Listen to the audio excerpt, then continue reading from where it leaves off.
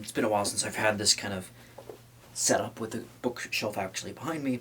Yeah, I never really liked On That Note. Just starting right off the bat with the totally unrelated, but the term booktube. But yeah, I just never really got that. Like, I don't know. I just really don't get.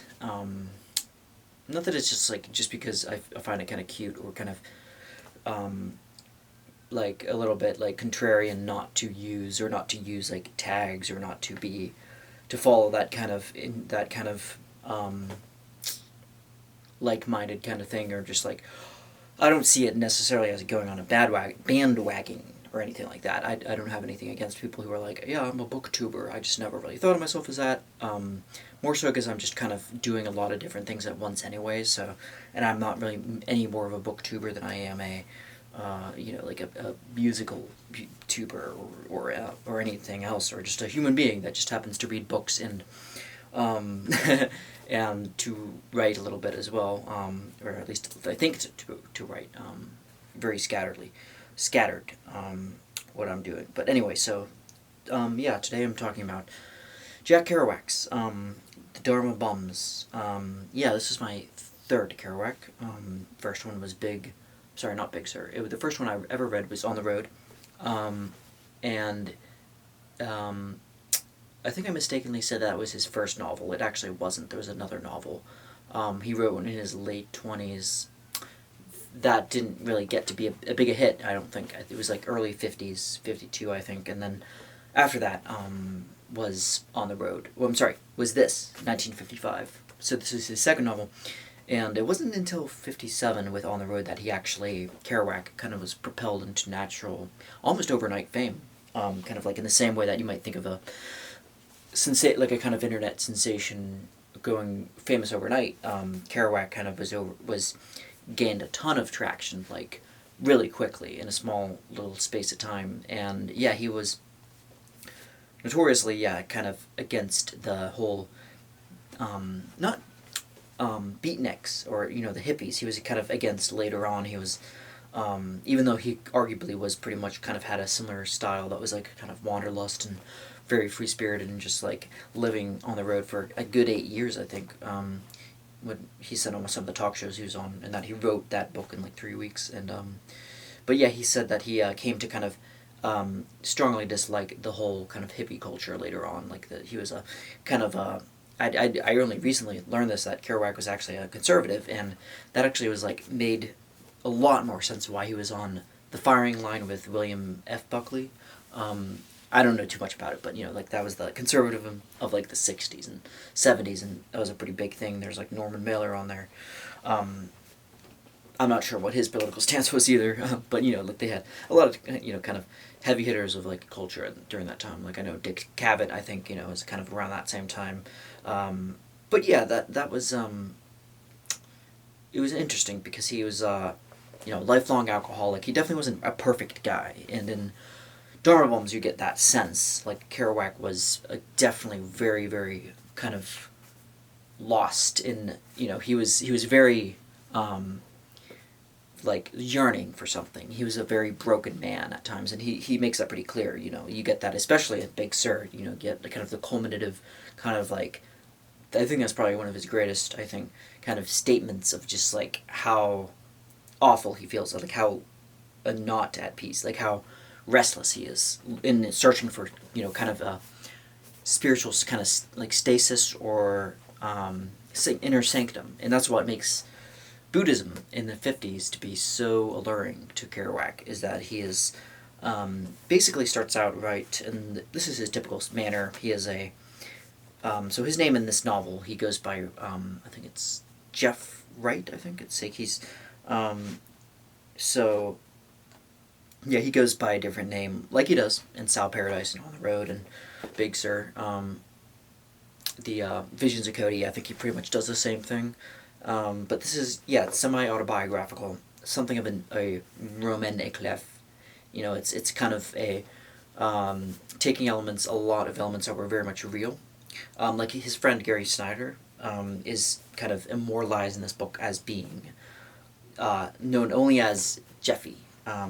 And his name, yeah, it's I think it's so it's spelled Jaffe, like it's like it would be phonetically Jaffe, Japhy, but his I believe I've heard other people saying, and there's actually a tiny interview with Gary Snyder, a couple minute thing that I saw, and I did read one of his little books or listen to it, because I found it kind of easy to. I thought, hey, I'm just gonna, so I thought it was interesting just to kind of listen to that too. I think it was called Danger on the Peak, and it was a very interesting kind of thing, the way he combined beat poetry and kind of the kind of Vedantic, kind of Buddhist kind of Eastern teachings. So yeah, but I think it's pronounced Jeffy, like the name Jeff. But I think I heard Jeff Zephy.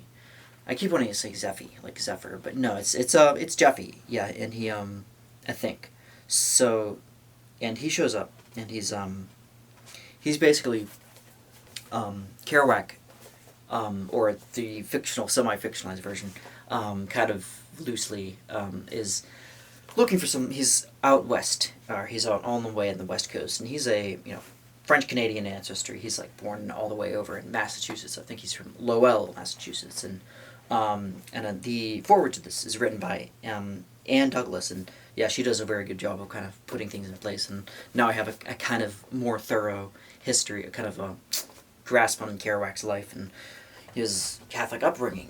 From that, his kind of interjection of psychological kind of Jungian or psychoanalytic kind of interjection of having a belief that's instilled in you as a kid that you reject, and then you kind of that you think that you wholly reject, but actually subconsciously comes back through you later in your life, and I think that's what's going through, is that Kerouac is he's a very restless, looking across, he's going across the states, and he's going, this is right in the midst kind of all the on the road, kind of before that, or kind of in the midst of that, he's going all the way to the West Coast, at San Francisco kind of area, and he's going on the mountain ranges. I'm sorry, I don't know all the mountain ranges, the names of them, but yeah, he's going to all those ranges, and all of those have a very special place in his heart, all these mountains, and he's trying to get some alone time, but he meets a friend. He reunites with Jeffy, and the two of them plan to do all this stuff, and they're meditating, and Kerouac meditates a lot, but he's, no matter how hard he tries, he can never quite get quite near into being anywhere quite.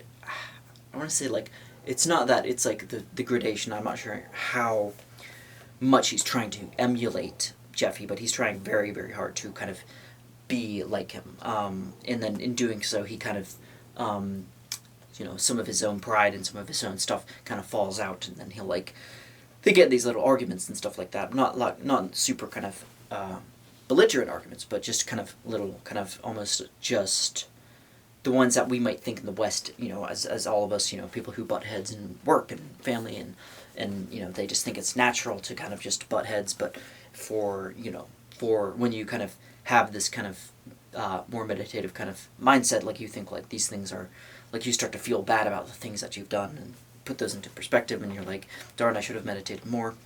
My attempts at meditation have been kind of scarce. I have tried doing 15 to 20 minutes, sometimes during work, literally, just because at work I'm allowed to kind of listen to stuff, and I just listen to that, so I'm trying to, that's more of a mindfulness thing. I know that's not a actual kind of disciplined kind of sitting down guided meditation, disappearing into nothing.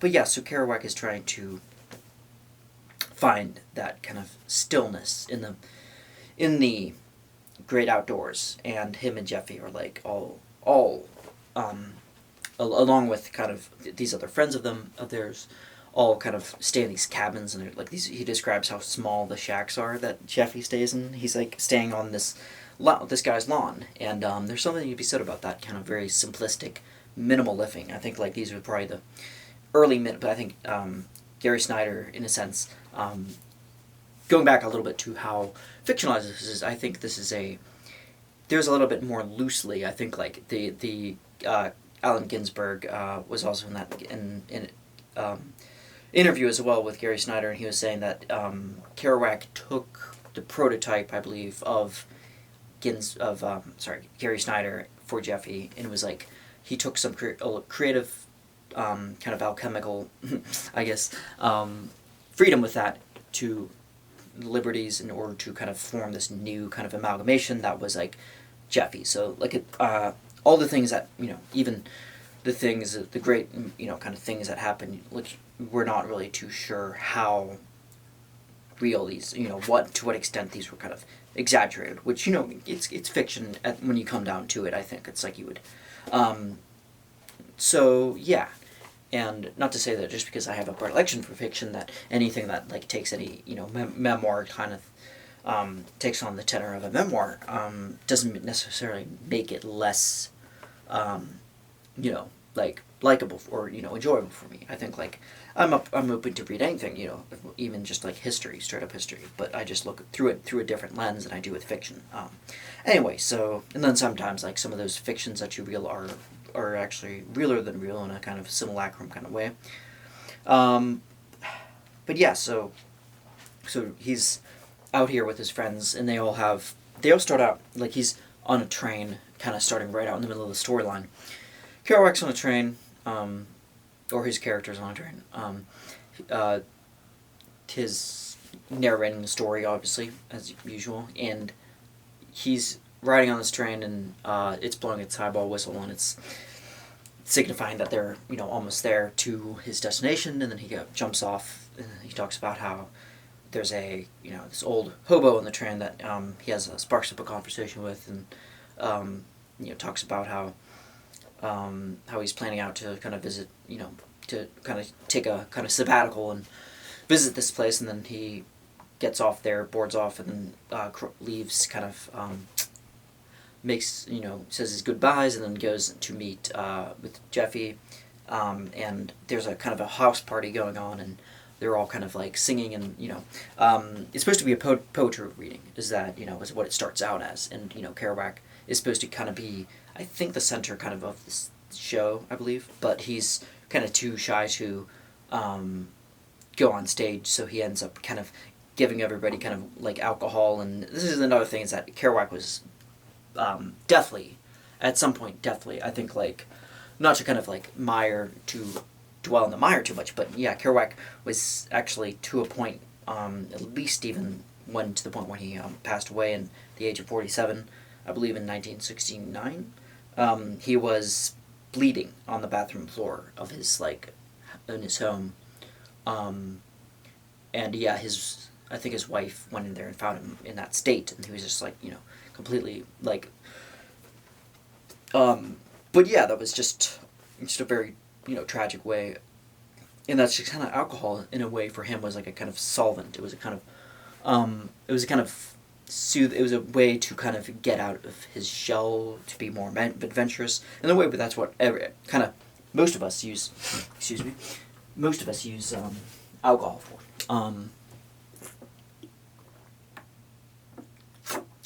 Is to kind of basically kind of remove the, I don't know, the stigma of things, like the repercussion, the social kind of callous, this kind of sensitive, to be a little bit less kind of sensitive to these things happening around you, and to be more in tune with, almost like in a way it numbs you. It numbs some people. Some people get some, despite slurred speech, like it makes them more animated in some ways. It makes them more outgoing and forthright, and I think that's why Kerouac kind of used that as a kind of a vehicle, kind of a cheat code to kind of get, it's like whether it was him on a television show, or him, he was. And I'm not trying to glorify it at all. I mean, Hunter S. Thompson, I think there's a lot of people that kind of put him up as this, edgy guy that, was so, and for the, the interesting kind of work that he's put out there, that I've, read so far, at least, like it's, I think it was more so, I don't know, like I just think that people kind of worship, Thompson for the wrong reasons, and I hope that people don't do the same thing with Kerouac, because he truly was a flawed individual. But yeah, not to dwell on that too much. But anyway, yeah, he shows how the alcohol that kind of separates him from Jeffy in this. Like he's like talking about how he's constantly Jeffy, kind of towards the end of the novel, finally kind of says it. And he's like, "Hey, I think you're using alcohol.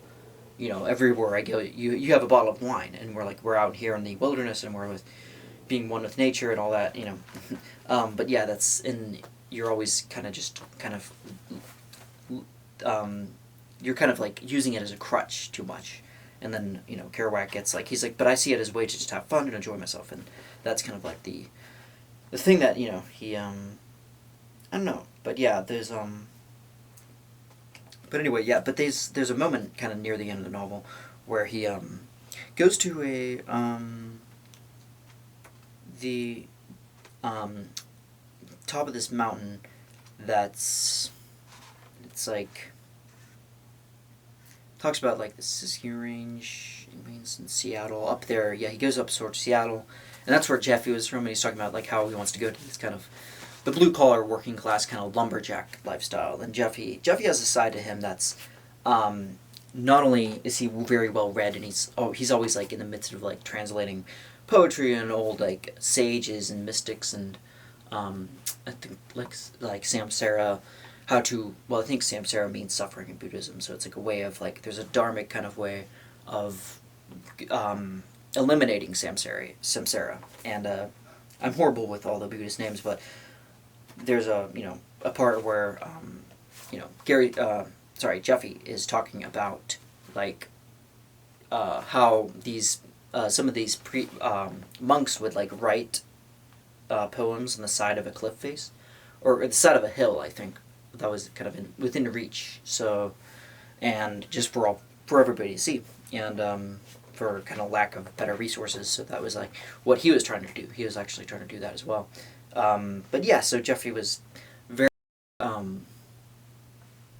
scholarly type of person, but also kind of open to like just free creative expression and just very kind of allowing himself to be like seen as the eccentric, the very kind of like exaggerated kind of person, like personality, like very free spirited, very just like every avenue of creativity and whatever like nothing, everything but the kitchen sink kind of mentality. So yeah, he had a very kind of energetic, kind of charismatic personality. Luckily, I hope that he didn't use too much to his own detriment, because like there was a bit of a fault in him too. Like Jeffy, I think, was a bit younger, a fair maybe 8 years younger than Kerouac at the time, and I think both of them had their own. I think Jeffy was way mature above his years in some ways, but in other ways he was kind of a little bit still childish in some ways. Like he had weird things, like the way, or not weird, but like a little. I don't want to say backward, or he had some ways in the ways he was raised, and in the way that Kerouac was raised Catholic too. So he had to kind of have that. He clung to some of these remnants of residual Catholicism, and with the same thing kind of with Jeffy, was that he had ways in which he was raised, and that in a way that was none of this was his fault. And not to say that we're victimized by our past, but but in a ways that Jeffy was like constantly kind of looking, kind of stuck in a paradigm of seeing, his family in a certain way, or seeing them in a certain kind of light, like they're not enlightened, or they're not like, they don't understand Buddhism. And the same thing with Kerouac too. He's like kind of like thinks that his family thinks that meditating is kind of like, is just like a phase, and that Kerouac's it's just gonna be a kind of hippy dippy kind of phase that he's going through, and that he's never gonna really stick with it. But this is. I just want to read a little bit of the last bit.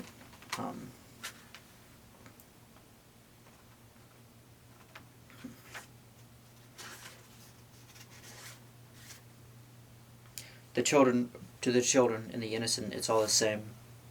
And in keeping with Jaffe's habit of always going down on the knee and delivering a little prayer to the camp as we left, the one in Sierra and the one in Marvin, and a little prayer of gratitude to be delivered at Sean's shack the day he sailed away, I was hiking down the mountain with my pack, and I turned down and knelt in the trail and said, "Thank you, Shack." And I said, Then I said blah with a little grin because I know that the shack or the mountain would understand what I meant and turn down the trail back down to this world. Anyway, so yeah, that is Jack Kerouac's the Dharma Bombs, and that's all I have for now. And apologies for this slurred speech. I didn't really expect to be more so slurred than usual. But I just am very, very marble-mouthed.